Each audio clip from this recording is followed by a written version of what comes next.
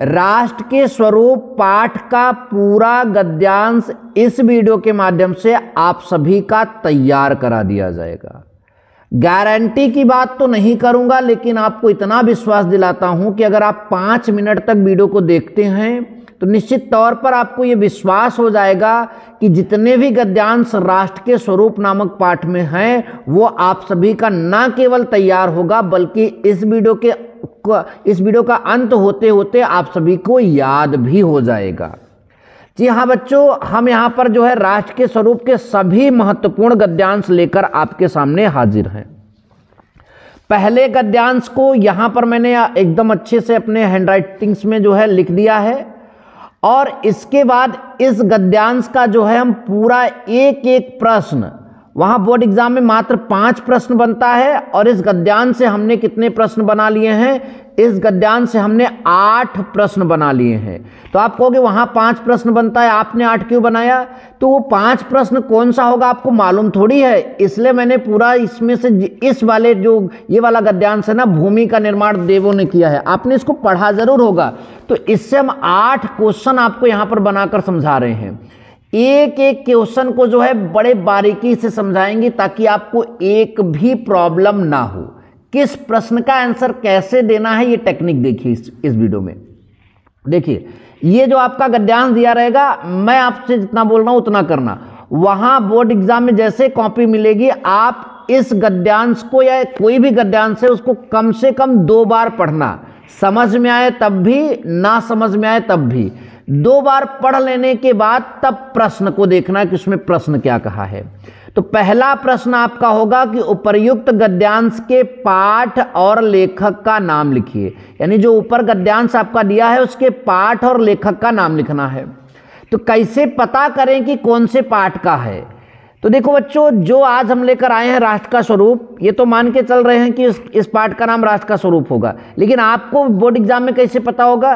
तो राष्ट्र के स्वरूप अगर पाठ से होगा तो उसके गद्यांश में राष्ट्र शब्द जरूर देखने को मिलेगा। देखिए यहाँ पर आपका राष्ट्रीयता देखने को मिल जा रहा है, इसलिए आपका ये राष्ट्र के स्वरूप का, यहाँ राष्ट्रीयता देखने को मिल जा रहा है। तो राष्ट्र अगर आपको देखने को मिल जा रहा है इसका मतलब ये राष्ट्र के स्वरूप नामक पाठ से है।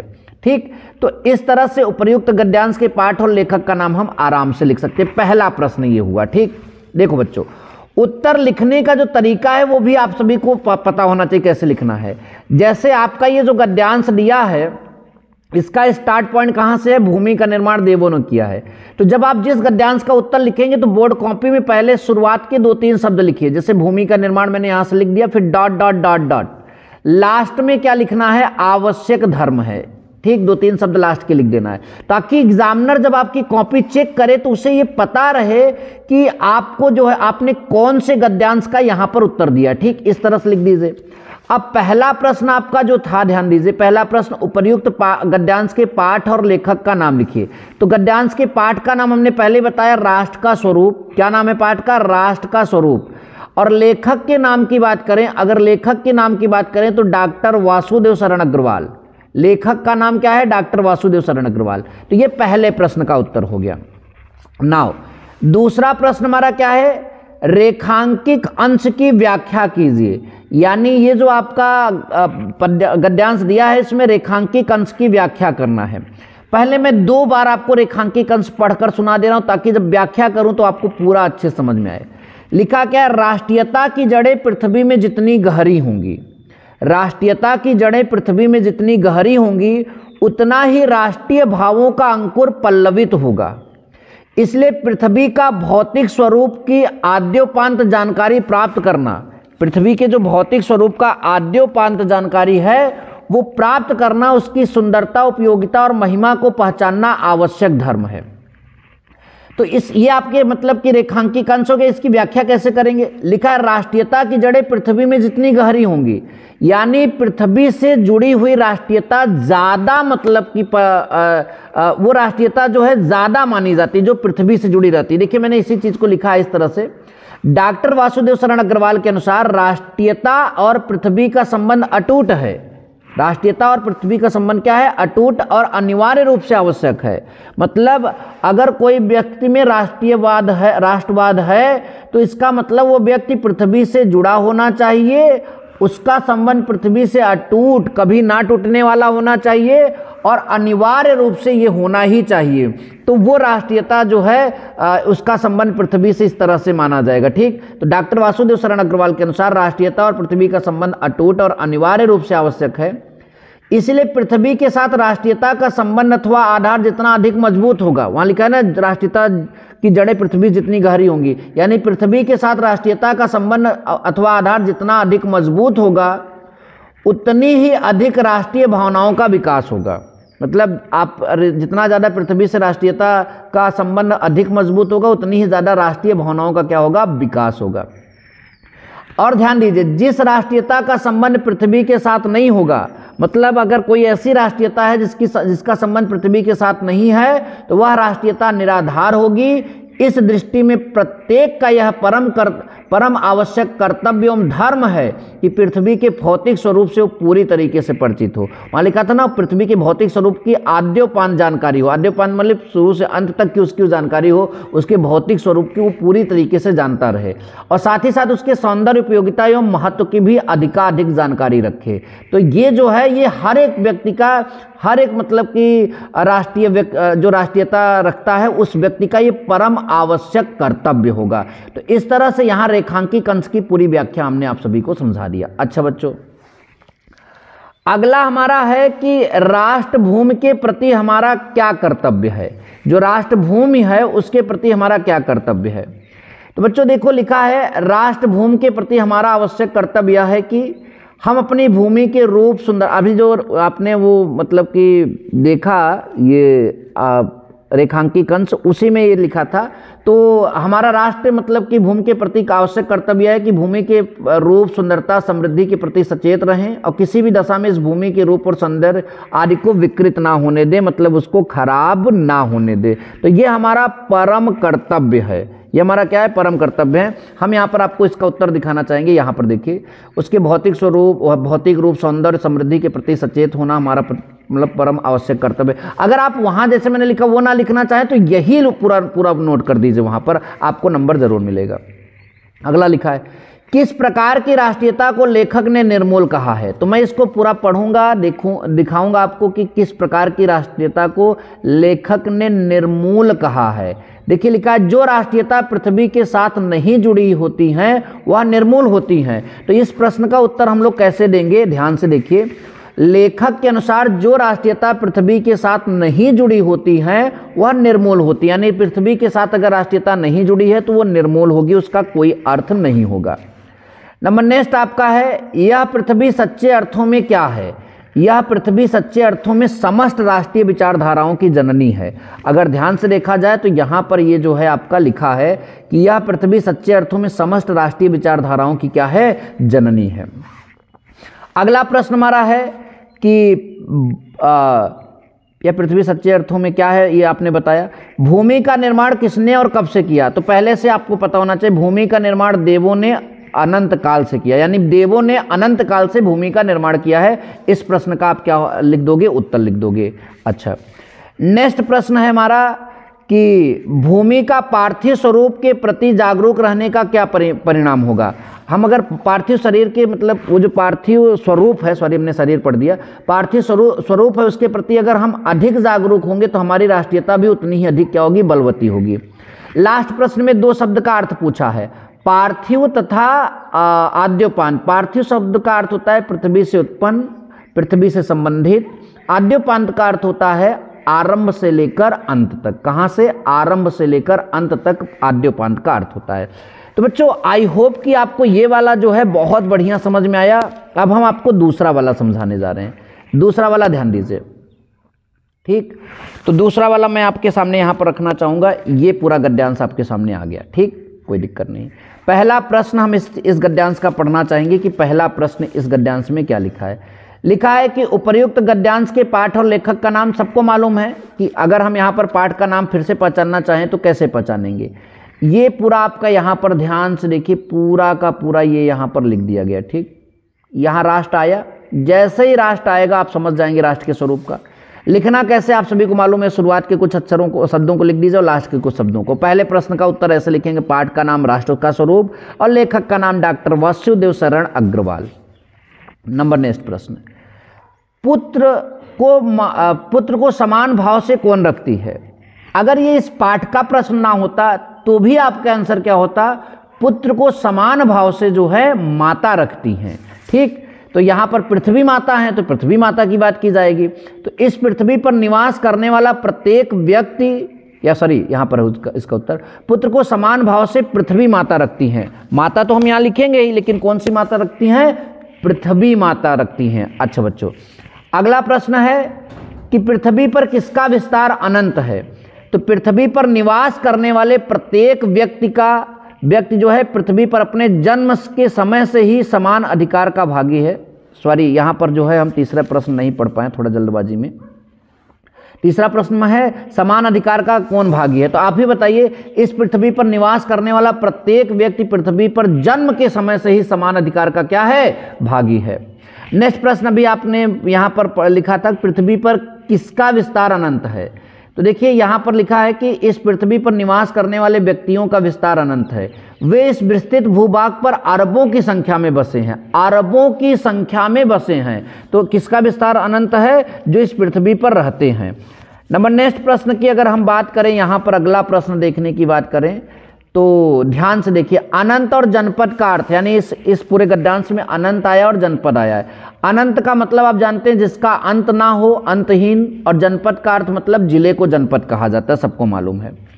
नेक्स्ट प्रश्न देखिए, हमने अभी गद्यांश नहीं पढ़ा है, ज्यादातर प्रश्नों का उत्तर दे दिया और आपको समझ में भी आ रहा होगा।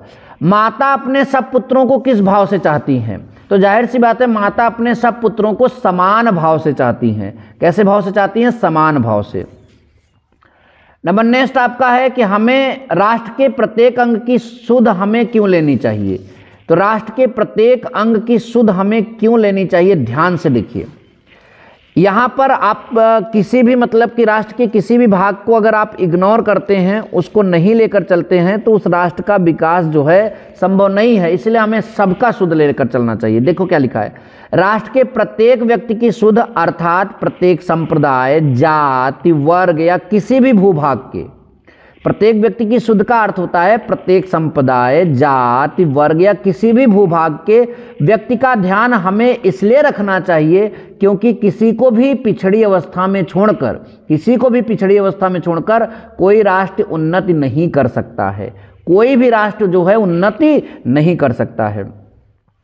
नेक्स्ट प्रश्न हमारा देखते हैं क्या लिखा है। देखिए, इसी मतलब कि गद्यांश में सौहार्द और प्रांगण शब्द आया है, तो उसका हमें अर्थ बताना है। तो सौहार्द का अर्थ होता है मनुष्य की उस सद्भावना से, सौहार्द का अर्थ जो है मनुष्य की उस सद्भावना से है जिसमें परस्पर सहयोग, प्रेम, सहानुभूति और बंधुता के भाव निहित हो। सौहार्द का अर्थ मनुष्य की उस सद्भावना से है जिसमें परस्पर सहयोग, प्रेम, सहानुभूति और बंधुता के भाव निहित हो। और प्रांगण शब्द का अर्थ होता है धरती का आंगन। प्रांगण मतलब धरती का आंगन, अर्थात उसका विशाल और विस्तृत भूभाग। आई होप कि आपको यह प्रश्न भी समझ में आ गया। नंबर नेक्स्ट है रेखांकी कंस की व्याख्या करना। अच्छा, रेखांकी कंस की जब हम व्याख्या करेंगे तो हमें सबसे पहले वो रेखांकी कंस पता तो होना चाहिए जिसका व्याख्या करने जा रहे हैं। तो हमारे पास दो रेखांकी कंस हैं, एक देखो यहाँ से यहाँ तक लगा है और एक यहाँ से यहाँ तक। हमने दोनों को एक में ही मतलब कि कर दिया है, चाहे तो अलग अलग हेडिंग डालकर भी हम लिख सकते हैं। पहले यहाँ से यहाँ तक पढ़ते हैं।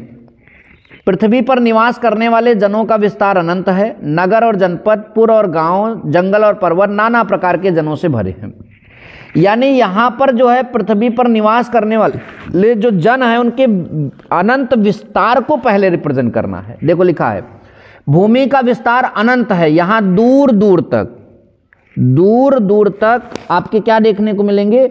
मैदान, जंगल, पर्वत, नदी, समुद्र आदि का विस्तार देखने को मिलता है। ये हो गया। इस विस्तृत पृथ्वी पर अथवा नदियों और समुद्रों के तटों पर, पर्वतों या बर्फीले स्थानों पर सब जगह मानव के निवास स्थान है। मानव इस हर जगह रहता है। अनेक गांव, कस्बे, नगर और जिले मानव जन की आबादी से भरे पड़े हैं। इस प्रकार इस अंतहीन पृथ्वी के समान इस पर निवास करने वाले लोगों का विस्तार भी अनंत है।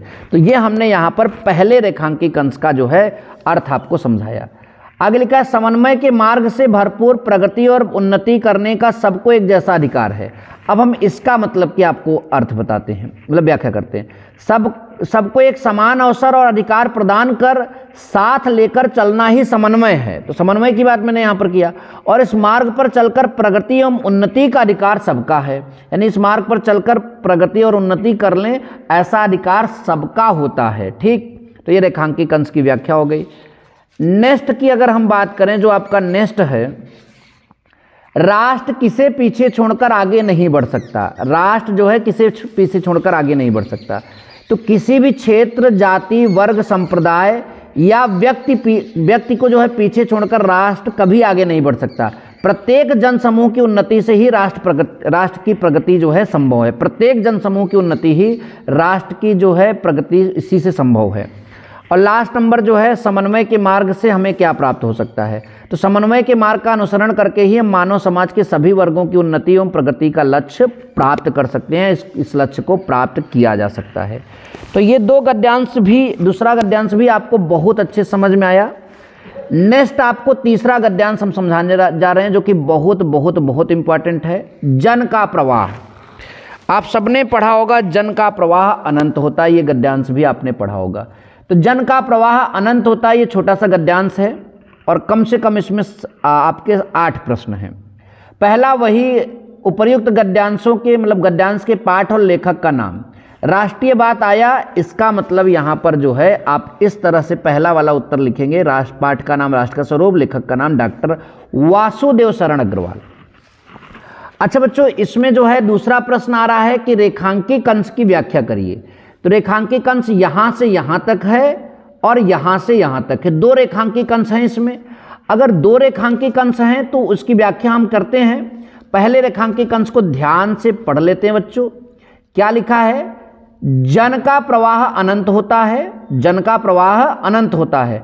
सहस्त्रों वर्षों से भूमि के साथ राष्ट्रीय जन ने तादात्म्य स्थापित किया है। जब तक सूर्य की रश्मियां नित्य प्रातःकाल भुवन को प्रकाश से अमृत भर दे भुवन को अमृत से भर देती हैं, तब तक राष्ट्रीय जन का जीवन भी अमर है। यानी तब तक जो है, जब तक मतलब सूरज का प्रकाश पृथ्वी पर पड़ता रहेगा, तब तक पृथ्वी पर जो है जीवन होना संभव बना रहेगा। इसी सब बातों को जो है हम अब यहाँ पर अपने शब्दों में आप सभी को जो है व्याख्या करके दिखाएंगे। प्रत्येक राष्ट्र का इतिहास निरंतर बदलता रहता है। देखो इसमें लिखा है, जन का प्रवाह अनंत है। सहस्त्रों वर्षों से भूमि के साथ राष्ट्रीय जन ने तादात्म्य स्थापित किया है।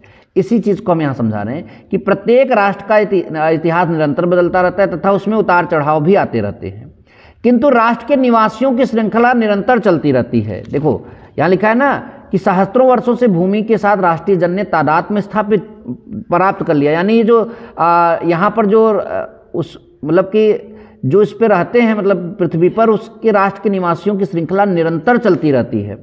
मनुष्य पीढ़ी दर पीढ़ी अपने राष्ट्र के साथ जुड़ा रहता है। इसी कारण हजारों वर्षों से मनुष्य अपने भूमि के साथ तादात्म्य स्थापित किया हुआ है। ठीक, तो ये हो गया आपका दूसरा रेखांकित अंश जो है। यहाँ पर हम देखेंगे, हालांकि दूसरा रेखांकित अंश यहाँ से स्टार्ट हुआ था, ये पहला था। यहाँ चूंकि लगातार था इसलिए हमने यहाँ पर आपको जो है पूरा एक में ही बता दिया।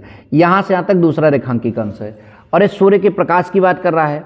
तो बोला जा रहा है इसमें, लेखक के अनुसार जब तक धरती पर सूर्य की रश्मियां प्रतिदिन पृथ्वी को अमृत रस से भर देंगी, जब लेखक के अनुसार जब तक धरती पर सूर्य की रश्मियां यानी उसकी किरणें जो हैं प्रतिदिन धरती को अमृत रस से जीवन प्रदान करती रहेंगी, तब तक किसी राष्ट्र और वहां के जन का अस्तित्व भी बना रहेगा, यानी वो लोग वहां पर बने रहेंगे। और जब तक राष्ट्र की प्रगति मतलब कि जब तक राष्ट्र की प्रगति के फलस्वरूप उसका अस्तित्व रहेगा, तब तक राष्ट्रीय जन का जीवन भी बना रहेगा। तो ये रेखांकित अंश की व्याख्या हो गई। अगला है जन का प्रवाह से क्या तात्पर्य है। तो भैया जन के प्रवाह का तात्पर्य है कि मतलब जन का प्रवाह का तात्पर्य यह है कि जन का प्रवाह अंतहीन है। प्रत्येक राष्ट्र में निरंतर अनेक परिवर्तन आते रहते हैं। इसके उपरांत भी राष्ट्र के निवासियों की श्रृंखला निरंतर अबाध गति से चलती रहती है। तो ये जन के प्रवाह का जो है तात्पर्य है, उसका अर्थ है। नंबर नेक्स्ट आपका है कि राष्ट्र निवासी किसके समान आगे बढ़ने के लिए अजर अमर है। किसके समान? तो भैया किसके समान आगे बढ़ने के लिए अजर अमर हैं, यहां पर ध्यान दीजिए।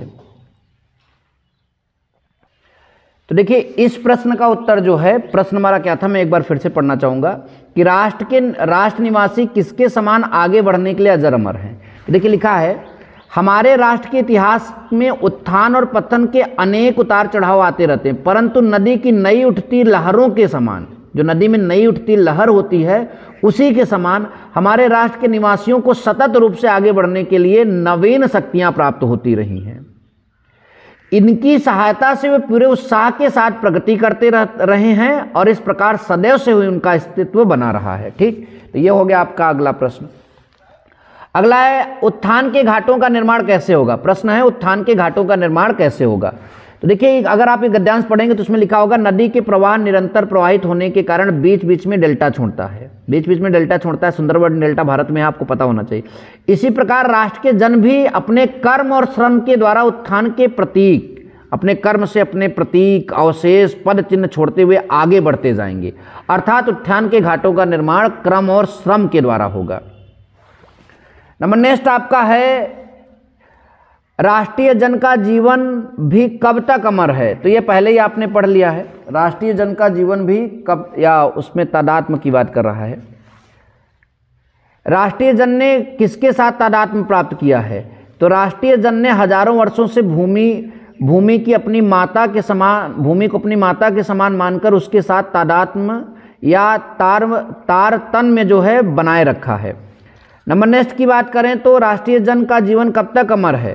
राष्ट्रीय जन का जीवन तब तक अमर है जब तक सूर्य की रश्मियां धरती पर पड़ती रहेंगी और समस्त प्रकृति और जीवों के लिए उत्तरदायी, जीवनदायी अथवा अमृत के समान सिद्ध होती रहेंगी, तब तक जो है राष्ट्रीय जन का जीवन जो है यहाँ पर अस्तित्व में बना रहेगा। जन का संततवाही जीवन किस तरह से है। तो जन का संततवाही जो जीवन है वो सतत रूप से चलने वाला जीवन जो है नदी के समान है। किसके समान है, नदी के समान। तो आई होप कि ये वीडियो आपको बहुत अच्छे से समझ में ज़रूर आया है। ऐसे और वीडियो के लिए चैनल को सब्सक्राइब कर लीजिए। मिलेंगे नेक्स्ट वीडियो में। Thank you so much. जय हिंद, वंदे मातरम।